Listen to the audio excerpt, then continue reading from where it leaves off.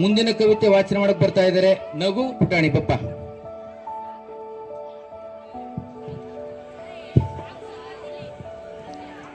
ಎಲ್ಲರಿಗೂ ನಮಸ್ಕರಿಸುತ್ತಾ 77ನೇ ಗಣರಾಜ್ಯೋತ್ಸವದ ಶುಭಾಶಯ ಕೋರುತ್ತಾ ನನ್ನದೇ ಕವನಗಳಲ್ಲಿ ಪುಟ್ಟ ಕವನವೊಂದು ನಿಮ್ಮ ಮುಂದೆ.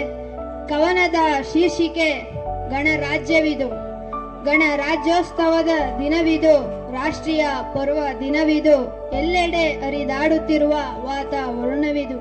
ಮೊಳಗಿತು ಜನಗಣಮನ, ಮೊಳಗಿತು ಜನಗಣಮನ, ಹಾರುತ್ತಿಹುದು ತ್ರಿವರ್ಣ. ಬಾಬಾ ಸಾಹೇಬರು ತಂದುಕೊಟ್ಟ ಸಂಭ್ರಮ, ಸಂವಿಧಾನವೇ ಗಣರಾಜ್ಯಕ್ಕೆ ಉಗಮ. ಸಾರ್ವಭೌಮ ಗಣರಾಜ್ಯ ಹೊಂದಿರುವ ರಾಷ್ಟ್ರವಿದು, ಸಾರ್ವಭೌಮ ಗಣರಾಜ್ಯ ಹೊಂದಿರುವ ರಾಷ್ಟ್ರವಿದು.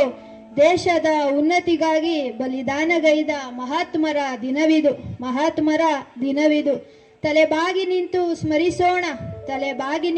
ಸ್ಮರಿಸೋಣ ಕ್ರಾಂತಿವೀರ ಸಂಗೊಳ್ಳಿ ರಾಯಣ್ಣ ಹುಟ್ಟಿದರೆ ಸ್ವಾತಂತ್ರ್ಯೋತ್ಸವ, ರಾಯಣ್ಣ ಮಡಿದರೆ ಗಣರಾಜ್ಯೋತ್ಸವ. ಅವಕಾಶ ನೀಡಿದ್ದಕ್ಕಾಗಿ ತುಂಬು ಹೃದಯದ ಧನ್ಯವಾದಗಳು.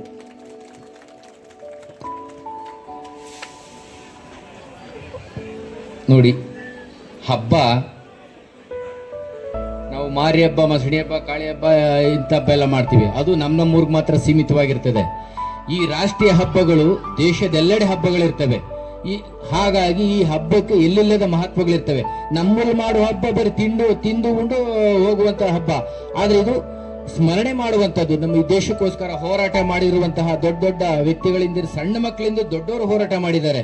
ಅವರು ಹೋರಾಟ ಮಾಡದೇ ಇದ್ರೆ ನಮ್ಗೆ ಇದು ಇಷ್ಟೊಂದು ಸ್ವಾತಂತ್ರ್ಯ ಸಿಗ್ತಿರಲಿಲ್ಲ. ಗಣರಾಜ್ಯೋತ್ಸವ ಅಂತಂದ್ರೆ ಎಲ್ಲವೂ ಒಗ್ಗೂಡಿಸಿ ಪ್ರತಿಯೊಬ್ಬರಿಗೂ ಸ್ವಾತಂತ್ರ್ಯ ಕೊಟ್ಟಿರುವಂಥದ್ದು. ಇಲ್ಲಿ ಯಾರು ಮೇಲೂ ಯಾರು ಕೇಳುವಂಥದ್ದು ಏನಿಲ್ಲ, ಸರ್ವರು ಸಮಾನರಿಲ್ಲಿ.